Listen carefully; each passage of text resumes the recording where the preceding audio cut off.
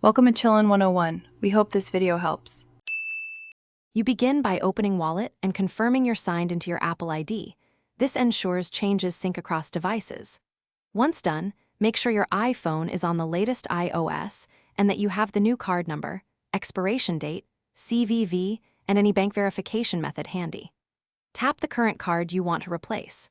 Now press the three dots or more button to access card settings so you can start removing or updating the card data immediately.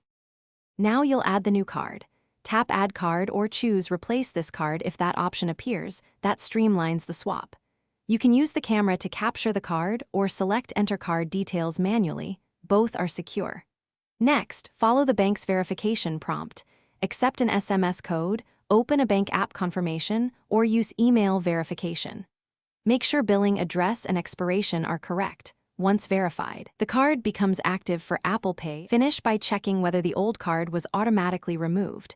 If not, delete it to avoid confusion.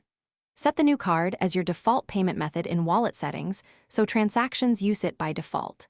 Then test Apple Pay with a small tap-to-pay purchase or an in-app payment to confirm tokens and verification worked.